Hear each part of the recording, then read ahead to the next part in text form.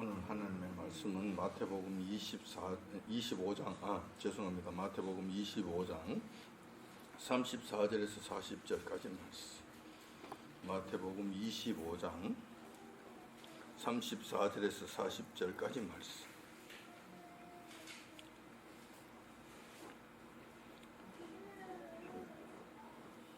마태복음 25장 34절에서 40절까지 말씀입니다. 차신 줄 알고 제가 받들어 봉독하겠습니다. 그때 임금이 그 오른편에 있는 자들에게 이르시되 내 아버지께 복 받을 자들이여 나와 창세로부터 너희를 위하여 예비된 날을 상속하라. 내가 줄일 때에 너희가 먹을 것을 주었고 목마를 때에 마시게 하였고 나그네 되었을 때 영접하였고 벗었을 때에 옷을 입혔고 병들었을 때에 돌아보았고 옥에 갇혔을 때 와서 보았느니라. 이에 의인들이 대답하여 가로되 주여 우리가 어느 때에 주의 줄이신 것을 보고 공개하였으며 목마르신 것을 보고 마시게 하였나이까? 어느 때에 나그네 되신 것을 보고 영접하였으며 벗으신 것을 보고 옷 입혔나이까? 어느 때에 병드신 것이나 옥에 갇히신 것을 보고 가서 배웠나이까 하리니 임금이 대답하여 가로되 내가 진실로 너희에게 이르노니 너희가 여기 내 형제 중에 지극히 작은 자 하나에게 한 것이 곧 내게 한 것이니라 하시고. 아멘.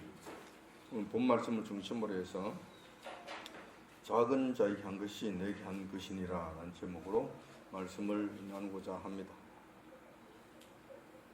우리가 오랫동안 신앙생활을 하다 보면은 가끔씩 이런 마음이 들 때가 있습니다. 마음이 뜨겁고 충만하게 느껴질 때가 있다는 것이죠. 반면에 어떤 때에는 좀 느슨한 마음이 들 때도 있습니다. 그래 신앙에도 약간 굴곡이 있다는 것이죠. 자, 그런데 가끔씩 충만함이 들 때, 마음이 뜨거워지고 충만함이 될 때에, 그럴 때 이런 마음이 들기도 한다는 거예요. 즉 내가 주님을 위해 뭔가 하고 싶다. 우리 주님께서 원하시는 것이 있다면 무엇이든지 하고 싶다. 뭘 하는지 할 수 있을 것 같다. 우리 주님 받으신다면 내가 뭐를 갖다 드리고 싶다.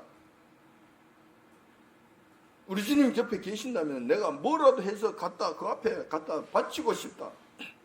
이런 마음이 들 때가 있다는 거예요.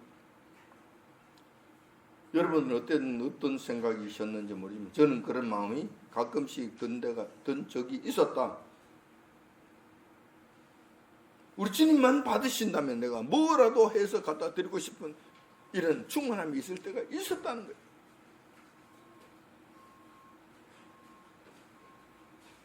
우리 주님께 뭔가 좋은 것을 드리고 싶은데 무엇을 어떻게 드리면 하늘에 계신 우리 주님께서 기쁘게 받으실까? 이런 생각들을 하는 때가 있었다는 거예요. 하늘에 계신 우리 주님께서 직접 받으실 만한 것은 뭐가 있는가? 내가 드리면 직접 거기서 받으실 수 있는 거, 그거 있으면 내가 하겠는데, 우리 주님이 직접 받으신다면 내가 여기서 얼마든지 올려드리겠는데, 이런 마음이 들 때도 있다는 거예요.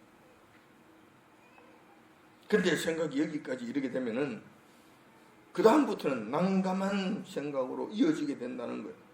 왜냐하면 우리 주님께서는 하늘나라에 계시고 우리는 이 땅에 살고 있기 때문에 육신적으로 주님을 친히 만날 수도 없고 우리가 그분을 직접 섬길 수도 없고 무언가 주님께 드릴 수도 없기 때문에 하늘에 계시고 우리는 땅에 있으니까 뵐 수도 없고 만날 수도 없고 접촉도 안 되고 아무것도 안 되는데 뭐를 갖다 드리겠냐는. 자, 이렇게 되면 생각이 여기까지 미치게 되면 우리는 난감하게 되죠. 난감한 가슴만 품고 돌아서게 된다는 거예요. 그러네. 뭐 어떻게 어쩔 수가 없네. 그 마음을 접어버린다는 거예요. 그런데 과연 그럴까? 우리는 이 땅에서 주님을 직접 섬기는 일을 하지 못하는 것일까? 할 수 없는 것일까? 우리가 무언가 드린다면 우리 주님께서 친히 받으실 만한 일은 이 땅에서 할 수 없는 것일까? 결론적으로 말씀드리자면 그렇지 않다는 것입니다. 이 땅에서도 얼마든지 우리 주님께서 받으실 만한 일을 할 수 있다. 할 수 있다는. 우리 주님께서 여기서 우리가 하는 것이 하늘나라에서 우리 주님께서 친히 받으시는 이런 일을 할 수 있다. 뭔가 모르게 마치 송금하는 것과 같이 울산에서 돈을 이렇게 은행에 넣으면 즉시 미국에 있는 우리 자녀들이 바로 찾을 수 있는, 여기서 돈을 였는데 찾기는 저쪽에 찾는단 말이야. 돈이 전달이 된다는 이야기. 이거와 같이 여기서 뭐를 했는데 하늘나라에서 바로 찾으신다는, 이런 일을 할 수 있다는 거야. 이런 일이 할 수 있다는 거야. 따라서 오늘은 우리가 하늘에 계시는 우리 주님을 어떻게 하면 직접 섬길 수 있을까?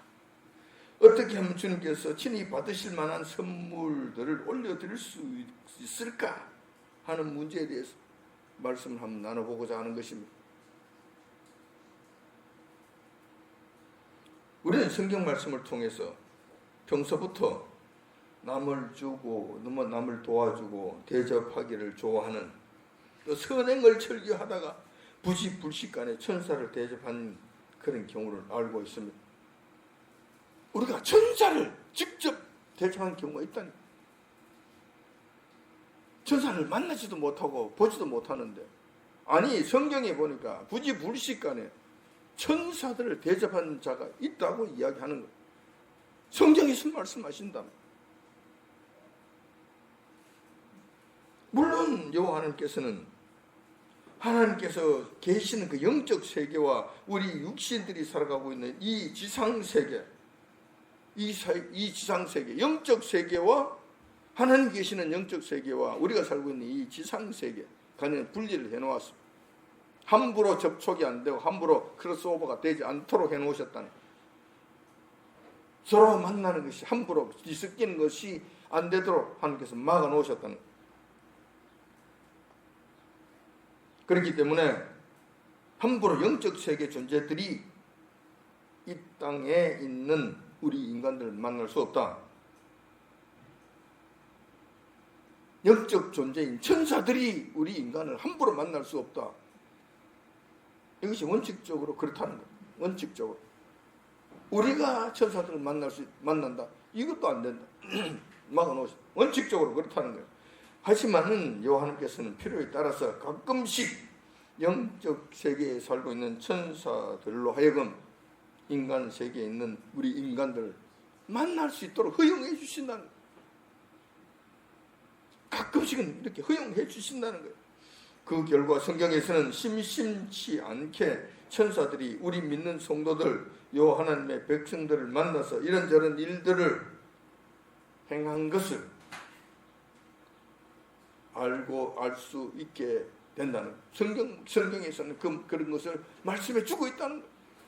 심심찮게 그런 일들이 일어나고 있다는 거예요.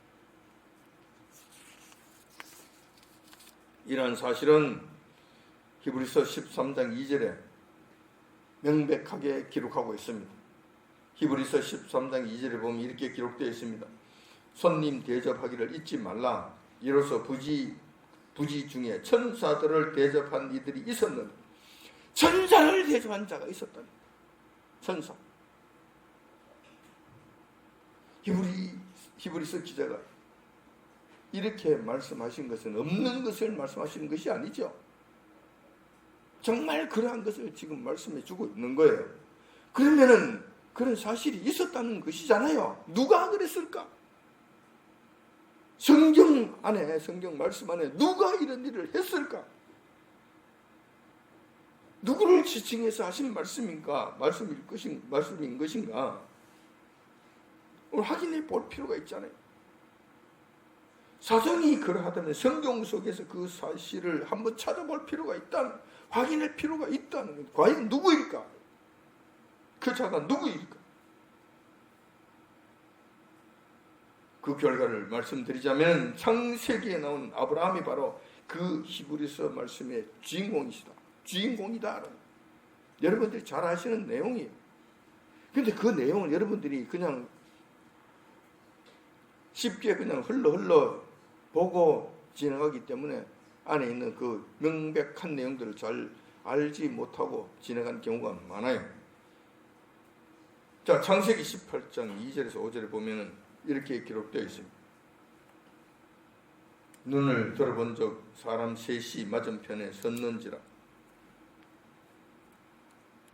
그가 그들을 보자 곧 장막문에서 달려나가 영접하여 몸을 땅에 굽혀 가로되 내 주여 내가 주께 은혜를 입었사오면 원컨대 종을 떠나 지나가지 마옵시고 물을 조금 가져오게 하사 당신들의 발을 씻으시고 나무 아래서 쉬소서 내가 떡을 조금 가져오리니 당신들의 마음을 쾌하게 하신 후에 지나가소서.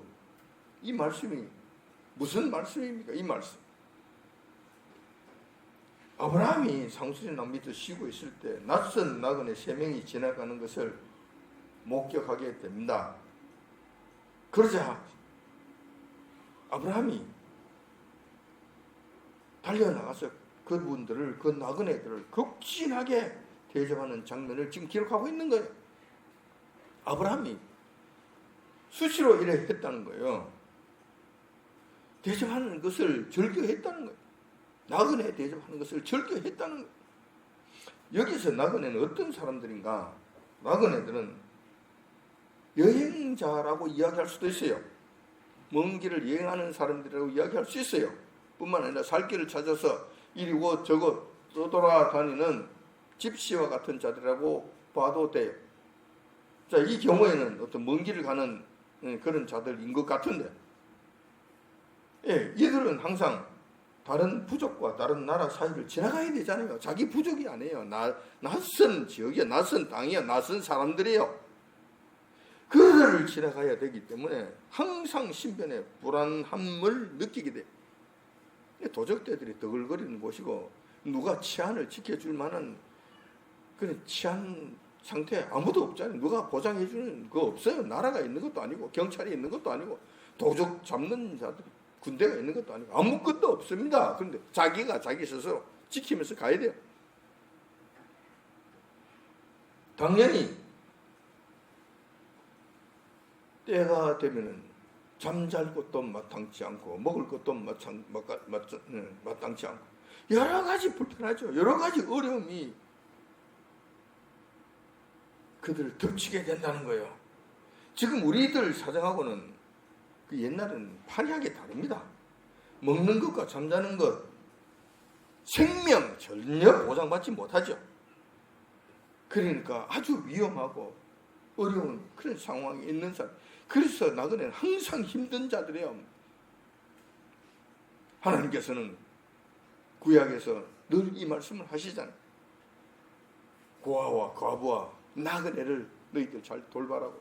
불쌍한 자들이니까 그들을 잘 돌봐주라고. 그들 불쌍히 여기라고. 그들에게 손을 굽히지 말고 손을 펴서 그들을 도와주라고. 하나님께서 항상 그렇게 말씀하신 거예요. 그 중에 한 분야가 바로 나그네들이라는 거예요. 이 나그네를 보고 아브라함은 달려나가서 그들이 극진히 그들을 대접했다는 것이죠.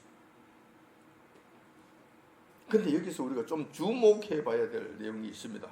눈을 들어본 적 사람 셋이 맞은편에 섰는 적. 분명히 사람 셋이라고 이야기합니다.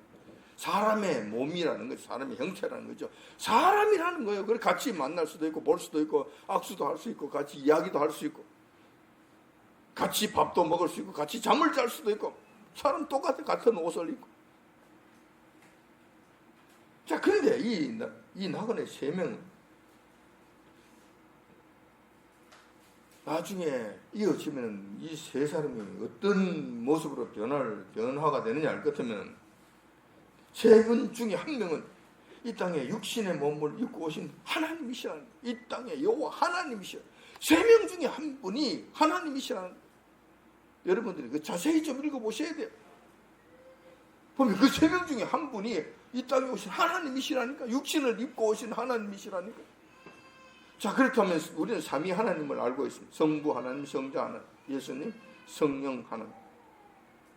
이 3분은 삼위 하나님 중에 누구셨을까? 성부 하나님은 오시지 않습니다. 성부 하나님은 아직까지 본 사람이 없어요. 아무도 그분을 본 자가 없단 말이에요. 그래서 성부 하나님은 아니실 거예요. 그러면 오신다면 누구였을까? 성령 아니셨겠지. 영으로 계시는 거 아니셨겠지. 우리가 알 수 있는 것은 성자 예수님께서 구약 시대 때에도 인간의 몸을 입고 오신 적이 있다. 합리적 추론을 하는 거예요. 왜냐하면 조금 있으면 그 중에 한 분이 여호와라고 말씀하시니까 그 여호와가 누구냔 말이에요. 그리고 나머지 두 명은 뒤에 가면은 천사라고 이야기합니다. 천사들이라는 거예요. 예수님께서 이 땅에 내려오실 때 같이 수행하고 대동하고 내려온 천사들이었다. 두 명은 천사, 한 명은 이 땅에 오신 여호와 하나님이셨다. 이 세 분을 지금 대접하는 결과가 된 거예요. 그렇게 됐다는 거예요. 자, 아브라함이 이런 줄도 모르고 그냥 피곤한 사람, 그리고 지친 여행길에 있는 아주 힘겹고 불쌍한 낙원인 줄만 알고 극진하게 대접했다가 이 땅에 오신 하나님이신 예수님을 영접하게 되고 대접하게 되었을 뿐만 아니라 천사들에게까지 대접하는 아주 귀한 현상이 일어나게 됐다는 거예요. 우리가 이 땅에서 우리 몸을 입고 육신을 가지고도 우리 주님을 섬길 수 있다니, 천사들을 대접할 수 있다니, 이런 일이 일어났다니, 할 수 없는 것이 아니라 할 수 있다는 거예요. 그런데 이러한 아브라함의 정성 어린 대접의 결과 어떤 일이 발생하였는가? 이거 중요하잖아요. 우리 목적의식을 가지고 하는 것 아니에요. 무슨 큰 상급을 받으려고 야비하게 하는 척, 이거 아니잖아요. 아브라함은 몰라요. 뭐가 뭔지도 모르고 그냥 늘 하던 대로 정성껏 불쌍한 나그네들, 힘겨워하는 나그네들 그냥 도와주고 섬겼을 뿐이에요. 근데 그렇게 하다 보니 불시간에 여호와 하나님 또 두 명의 천사 대접하는 결과가 되었다. 그 결과가 어떻게 되었을까? 첫 번째 엄청난 축복이죠. 뻔하죠. 뻔하죠. 축복이 첫 번째 축복. 이 땅에 오신 예수님께로부터는 아들이 있을 것이라는 축복과 함께 세 명의 천사들과 예수님께서 왜 부랴부랴 이 땅에 내려오셨는지 그 어마어마한 비밀을 가르쳐 주셨다는 거예요. 왜 예수님께서 두 분의 천사들을 이끌고 부랴부랴 이 땅에 오셨는가? 이유가 있으니까 오셨을 거 아니에요. 근데 그건 하늘의 비밀이에요. 하늘의 비밀. 아무도 모르는 거예요. 이 땅에서는 아무도 알 수 없는 그 엄청난 비밀을 아브라함이 가르쳐 주시는 거예요. 자, 이 큰 비밀을 아는 것과 모르는 것은 무슨 차이가 있습니까? 아는 것과 모르는 것은 여러분들이 나중에는 이제 알게 되겠지만 소돔과 고모라 성을 멸망시킨다는 이 사실을 가르쳐 주는 것이잖아요. 이걸 알면은 살아요. 모르면 죽습니다. 왜냐하면 알면은 나올 수 있잖아요. 모르면 그 자리에 있잖아요. 그냥 죽잖아요. 죽고 사는 문제가 생긴단 말이에요. 이 엄청난 비밀을 아브라함에게 가르쳐 주십니다. 뿐만 아니라 아브라함에 있어서 평생의 소원이었다. 아브라함과 사라에 있어서 평생의 소원이었던 아들 주신다고 약속하신 거예요. 내가 확실하게 약속 주시겠다. 그러니까 창세기 18장 13절 14절에 보면 이렇게 기록되어 있습니다. 여호와께서 아브라함에게 이르시되 사라가 왜 웃으며 이르기를 내가 늙었거늘 어떻게 아들을 낳으려 하느냐? 여호와께 능치 못할 일이 있느냐? 기한이 이를 때에 내가 내게 돌아오리니 사라에게 아들이 있으리라.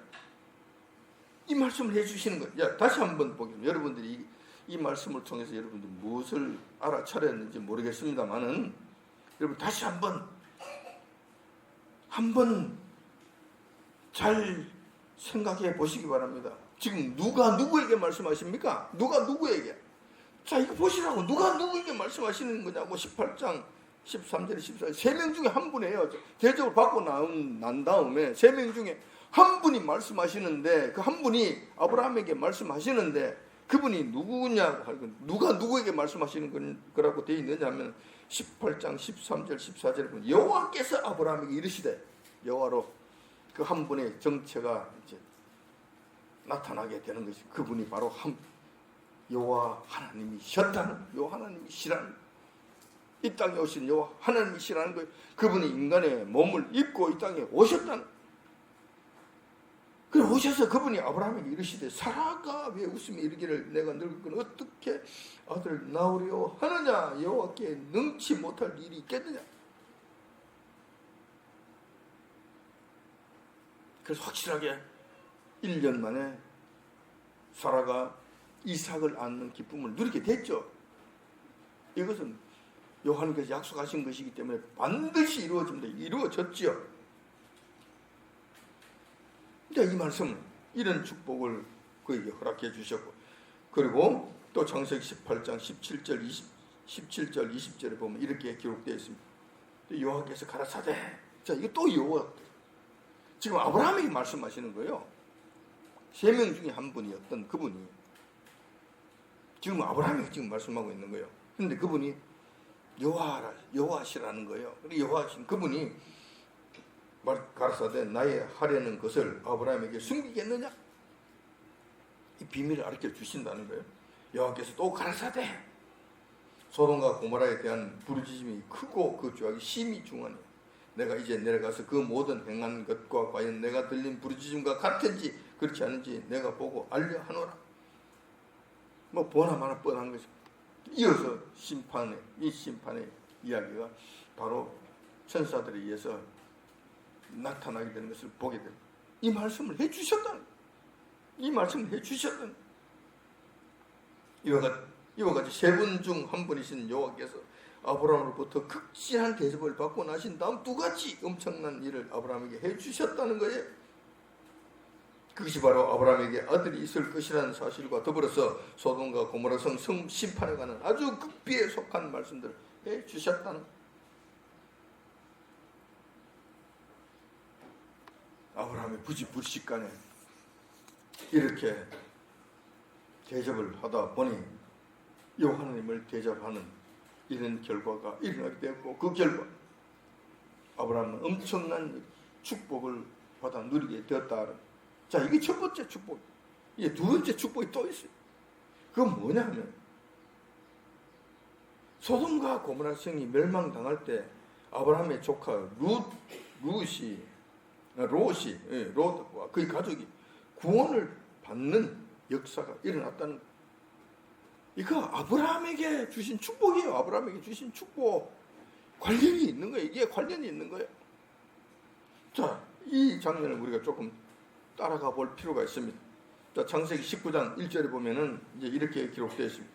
날이 저물 때에 2 천사가 소돔에 이르니 마침 롯이 소돔 성문에 앉았다가 그들을 보고 일어나 영접하고 땅에 엎드려 절하여 가로되 내 주여 돌이켜 주의 집으로 들어와, 이렇게 말씀하고 있는 거예요. 좀 쉬었다 가십시오. 우리 집에서 자고 가시지요. 이런 말씀을 하게 되죠. 자, 여기서도 여러분들이 주목해야 될 부분이 있는 거예요. 19장 1절에 보면 날이 저물 때 그 2 천사가, 두 사람이, 한 분은 여호와 하나님이시니까 이제 그분은 아브라함에게 이런 말씀을 하시고 하늘로 올라가셔 버립니다. 그리고 바로 올라가셔 버려요. 그리고 2 천사만 땅에 남게 돼요. 2 사람만 남게 돼요. 근데 2 사람이 소돔과 고모라 성에 가서는 천사로 신분이 확실히 공개가 됩니다. 그분은 사람이 아니고 천사였다. 그래서 그 천사가 소돔과 고모라 소돔 성에 이제 이르게 됩니다. 그래서 거기서 롯을 만나게 되는 거예요. 롯을 만나게 됐다는 거예요.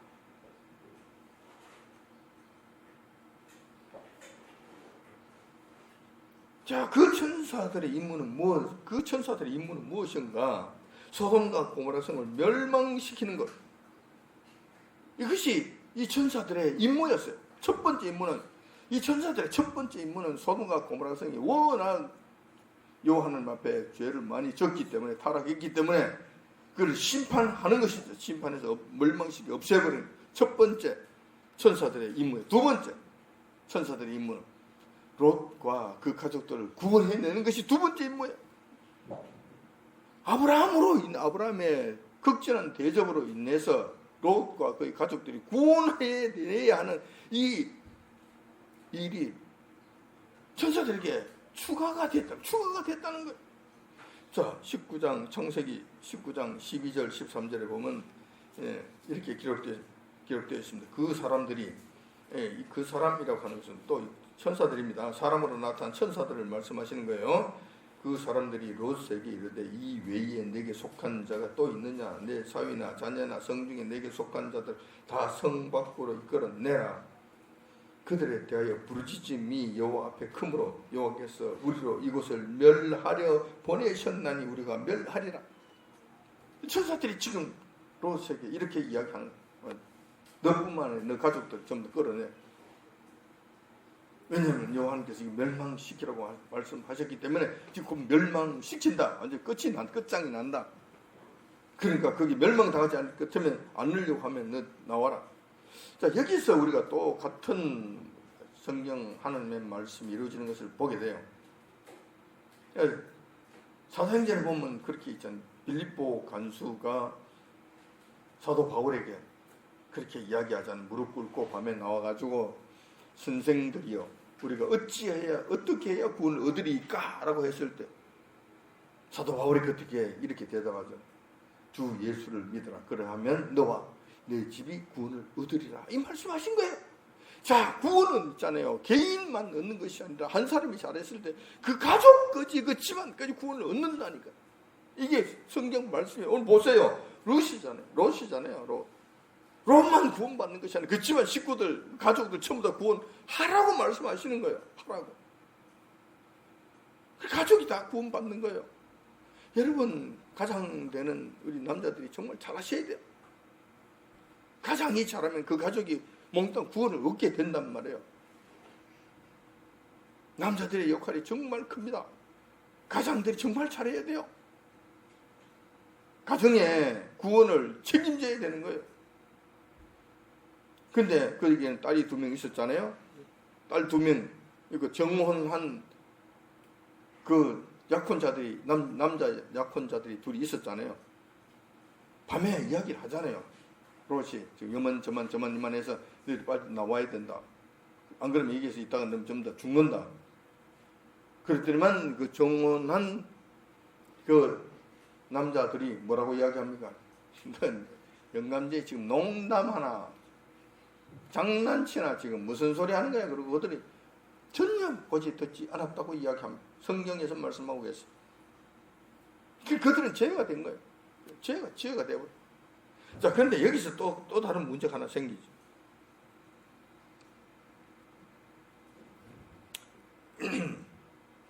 창세기 19장 15절 16절에 그 말씀이 있는데 여기 보면은 그 천사들이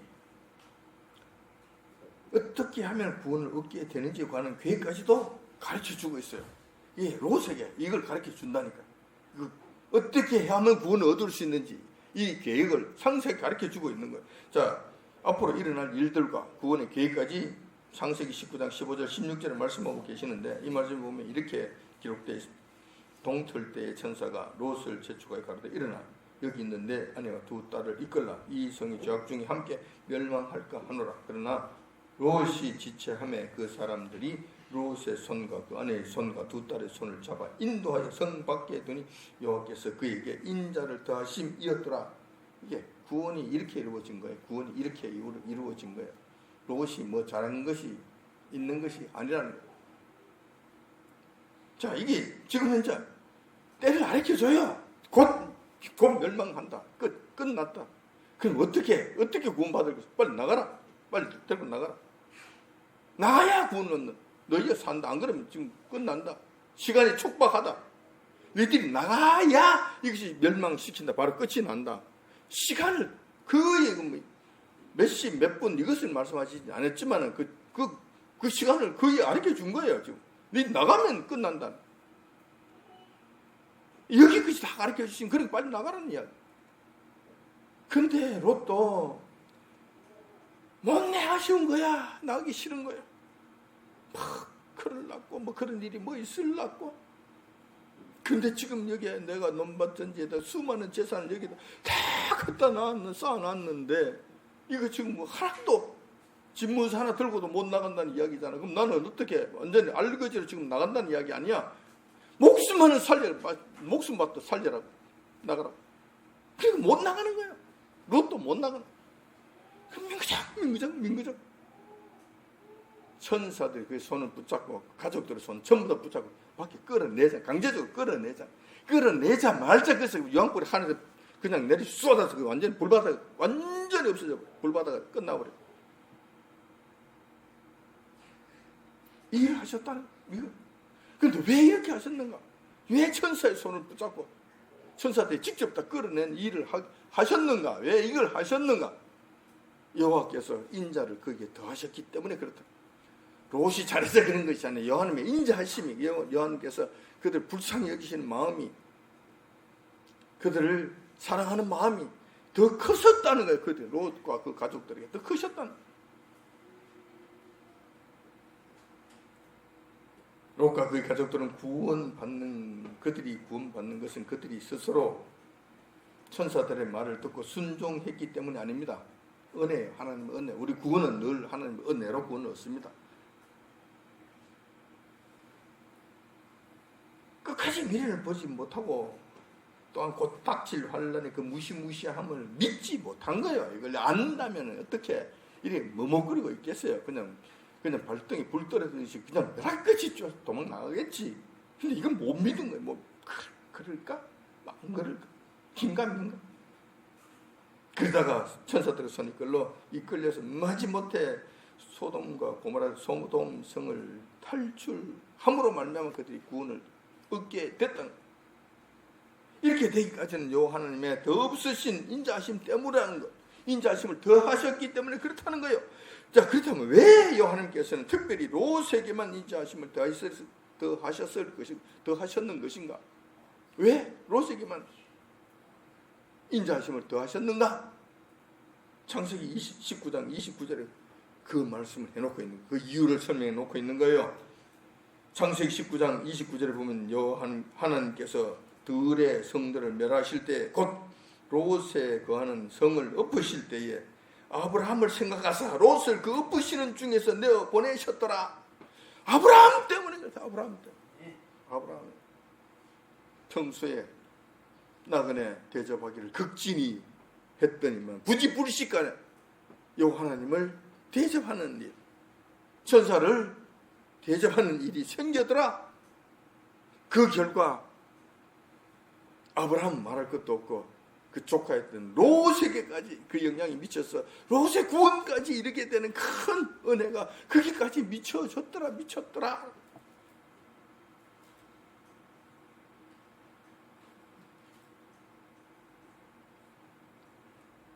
따라서 아브라함의 경우를 통해서 우리는 이것을 알 수 있습니다. 육신을 입고서도 얼마든지 주님과 천사들을 직접 섬기고 대접할 수 있다는 사실을 알 수 있다는 것이죠. 자, 그런데 우리가 조금 전에 봉독에 드렸던 본문 말씀을 보면 예수님께서 친히 우리에게 가르쳐 주셨어요. 어떻게 하면 우리가 이 땅에 살면서 하늘에 계신 요 하나님을 대접할 수 있는가 하는 문제에 대해서 제자들에게 친히 가르쳐 주신 거예요. 예수님께서 직접 또 가르쳐 주신 거예요. 이 방법이 있다는 거예요. 이 방법이 있다는 거예요. 그 방법은 의외로 아주 평범하고 아주 쉽게 되어 있습니다. 그래서 우리가 마음만 먹으면 얼마든지 할 수 있는 일이, 얼마든지 할 수 있는. 예수님께서 가르쳐 주신 구체적인 방법은 이러한 것들입니다. 뭐 어렵지 않아요. 쉬워요. 첫 번째, 먹을 것이 없어서 줄이고 있는 자들이 있다면 그들에게 먹을 것을 나누어 주면 된다. 이렇게 하면 된다는 거예요. 이거 뭐 어렵습니까 이게? 물론 어렵겠지. 손이 오그라들고 마음이 강팍한 사람들에게는 어렵겠지. 그러나 조금만 마음을 여는 사람들이 있었으니까 어렵지 않아요. 지금 우리나라는 잘 살아서 굶는 자가 없는 것 같습니다. 하지만 조금만 관심을 갖고 둘러보면 먹지 못하는 자가 있습니다. 제가 몇 년 전에 경험한 사실이에요. 한 몇 년 됐어요. 저녁 무렵이었는데 서울역 대합실에서 KTX를 타고 지금 울산으로 내려오는 그 순간이었는데 내가 아는 지인하고 둘이서 간단하게 저녁이라도 먹으려고 롯데리아 그 가면 있어요. 서울역 대합실에 가면 롯데리아가 있어요. 롯데리아 가서 햄버거를 하나 시켜서 먹었어. 그래 앉아서 이제 먹는데 먹고는 이제 가서 차 타고 난 내려올 파인. 근데 먹는데 그 창문에서 험한 옷을 입은 그 노숙자 한 사람이 서서 차 이리 쳐다보는 거예요. 그냥 넋 빠진 사람처럼 이리 쳐다보는 거예요. 뭐 옷 남나올 뿐만 아니라 뭐 머리도 뭐 완전 노숙자니 엉망진창이지. 근데 내가 그 순간 보는 순간에 내 마음이 참 안 됐는, 너무 안 됐는 거야. 정말 얼마나 먹고 싶으면 저렇게 쳐다볼까? 정신없이 쳐다보는. 그래서 내가 같이 있는 거 지인한테 이거 하나 똑같은 거 우리 먹는 거 똑같은 거 하나 더 시켜서 저분에게 주자. 그랬더니만 그렇게 하겠다고. 그래 하나를 더 시켜가지고 정반에 다 담아가지고 밖에 주자는 밖에 그냥 저서 들고 가서 먹도록 그쪽에 가서 하자는 거예요. 아니 무슨 소리야? 돈 주고 사는 거잖아. 저 사람은 그럴 리가 없나? 아니 당당하게 먹을 수 있잖아. 아니 당당히 와서 먹게 하자고. 불러가지고 당당히 앉아서 이렇게 먹게 했는데 다른 사람들은 뭐 실실 피하고 뭐 이런 것 같아요. 뭐 인상이 좀 좋지 않는 것 같아요. 왜냐하면 뭐 그렇잖아요. 냄새도 나고. 근데 당당히 앉아서 먹으라 그러고 쭈뼛거리며 앉아서 먹는데 이거는 뭐 먹는 것이 그냥 먹는 것이 아니에요. 삼켜버려. 그냥 삼켜. 쉽지가 않아. 그냥 막 삼켜. 얼마나 잘 먹는지 그 모습을 보면서 이게 뭔가 모르겠어요. 혹시 그 사람이 천사일지 몰라요. 분명한 것은 그렇게 대접하면은 우리 주님께서 직접 대접받은 거라고 말씀하시는 거예요. 제가 잘했다는 것이 아니라 이런 경우가 있다고 제가 말씀을 드리는 거예요. 두 번째, 나그네 되었을 때 영접하면 됩니다. 그러면 우리 주님께서 대접받았다고 말씀하시는 거예요. 갑자기 몰락해서 오갈 데 없어 발을 동동 구르는 자들이 있습니다. 가재 도구를 갖다 던져버리고 밖에 끌어내놓고 자식들은 울고 그냥 추워서 돌돌 떨면서 갈 곳 없는 이런 경우가 있답니다. 자, 이들 어떻게 여러 가지 사정으로 인해서 몸 하나 누일 곳이 없는 경우가 있습니다. 있어요. 이럴 때 우리는 그들을 모른다 하면 안 된다는 거예요. 아브라함과 같은 마음으로 그들을 돌봐야 한다는 거예요. 좀 돌볼 마음을 가지고 있어야 된다. 자기 집에 직접 데려와서 같이 잠을 자게 할 수는 없다 하더라도 뭔가를 해야 된다. 뭔가를 해야 된다. 뭔가를 그를 도움을 줘야 된다는 거예요. 이거 하면은 우리 주님께서 받으셨다고 말씀하신다는 거예요. 또 세 번째 있잖아요. 세 번째, 병들었을 때 돌봐주면 된다는 거예요. 자, 사람이 가장 힘들고 연약하고 정말 남의 손이 필요할 때가 언제입니까? 병들었을 때잖아요. 병들었을 때 우리가 병성에 누워있을 때만큼 처량하고 비참할 데 없습니다. 눈물 날 데가 없다는 거예요. 아프면 나만 손해라는 생각이 들고 별 생각이 다 드는 거예요. 자, 이럴 때 어떻게 하냐? 이럴 때 우리는 이런 분들이 당한 어려움을 외면하면 안 된다는, 모른 척하면 안 된다는. 물론 내 몸같이 하면 얼마나 좋겠습니까만 그렇게는 못한다 하더라도 여러분들 외면하지는 마세요. 외면하는 건 아니에요. 모른 척하는 건 아니에요. 우리가 할 수 있는 것은 하는 것이 좋아요. 왜냐하면 우리 주님께서 받으신다고 그러잖아요. 할 수 있는 것은 해야지. 도울 수 있는 것은 도와야지. 안 되면 우리 마음이라도 같이 해야지. 얼마나 힘드시겠냐고. 기도라도 해야지. 같이 기도라도 동참해야지. 낫게 해달라고. 이런 걸 할 수 있잖아요.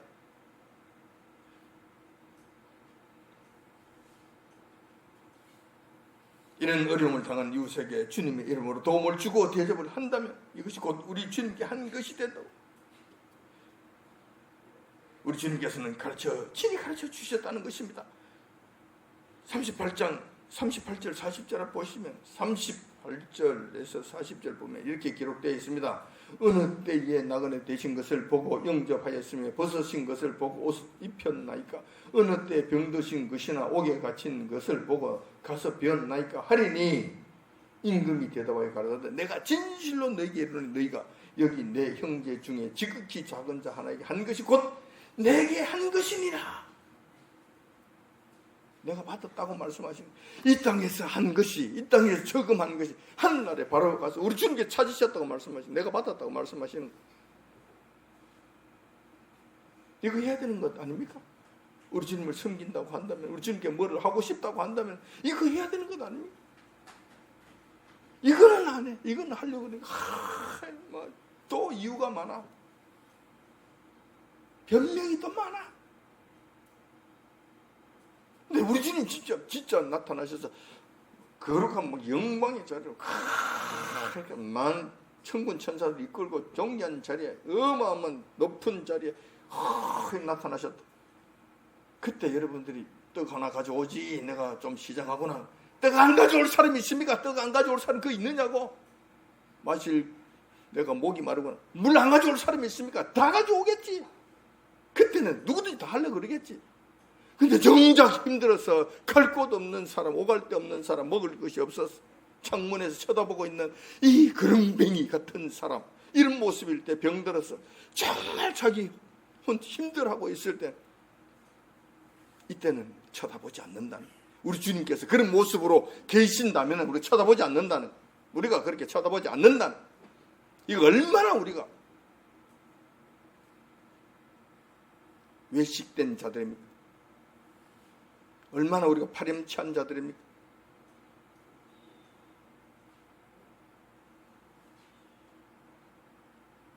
주님 앞에 우리가 주님을 섬긴다고 이야기할 수 없는, 정말 우리가 죄인이라는 것을,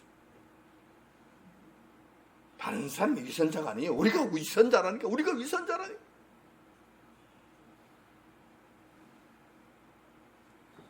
잠언에 보면 이렇게 기록되어 있습니다. 잠언 19장 17절에 보면 가난한 자를 불쌍히 여기는 것은 여호와께 꾸이는 것이니 그 선행을 갚아주리라고 기록되어 있습니다. 무슨 말씀입니까? 어려움을 당하고 있는 자들을 도와주는 것, 그 결과가 결국 하나님께 빛을 지우는 것과 같은, 우리가 감히 하나님을 빚쟁이로 만들고 우리가 감히 하나님을 대상으로 채권자가 될 수 있다는 거예요. 이걸 채권자가 될 수 있다는 거예요. 당당히 내놔라. 주님 이거 내놓으십시오. 내 거 내놓으십시오. 할 수 있다는 거예요. 어떻게? 가난한 자를 우리가 진실로 이렇게 도와줬을 때, 진정으로 이렇게 대접했을 때 우리는 당당하게 하나님 앞에 가서 주님 내 거 내놓으십시오. 이야기할 수 있다는 거예요. 하나님께 꾸이는 것이 되기 때문에. 이 쉬운 길은, 쉬운 일은 외면한다는 거예요. 우리가 얼마나 참 미련한 자인가. 얼마나 우리 주님 말씀에 순종하기를 힘들어하는 자들인가. 할 수 있다는 것이죠. 오늘 우리는 피조물인 우리가 감히 하늘에 계신 하나님을 직접 대접하고 섬길 수 있는 문제에 대해서 한번 생각해 보았습니다. 아브라함이 나그네를 대접하기를 즐겨하다가 부지불식간에 이 땅에 오신 예수님과 천사들을 대접한 일이 있었습니다. 이와 같은 일이 우리에게도 얼마든지 일어날 수 있다는 사실 먼저 기억하시기 바랍니다. 뿐만 아니라 우리 주님께서는 또 저희들에게 가르쳐 주시기를 작은 소자, 힘든 자, 헐벗은 자, 없는 자, 옥에 갇힌 자, 병들어 누워있는 자, 이들을 돌보는 것이 곧 나에게 한 것이라고 말씀하셨다는 거예요. 그래서 얼마든지 이 땅에서도 우리가 우리 주님 받으실 만한 일들을 할 수 있다는 거예요. 특별히 근간에 들어와서 우리 교회에 갑작스러운 일들로 인해 운명을 달리한 분이 있는가 하면은 입원하여 재활 치료를 받고 있는 분도 계시고 큰 수술 후에 회복을 위한 입원 치료 중인 그런 분도 계십니다. 자, 이럴 때일수록 우리 주님의 가르침을 마음에 새기고 어려운 일을 당한 우리 성도님들을 향한 따뜻한 손길과 함께 빠른 회복을 위한 합심, 그를 위하는 마음, 하다못해 그분들을 위한 기도에도 참여하시는 저와 여러분들이 되시길 주님의 이름으로 축원드립니다.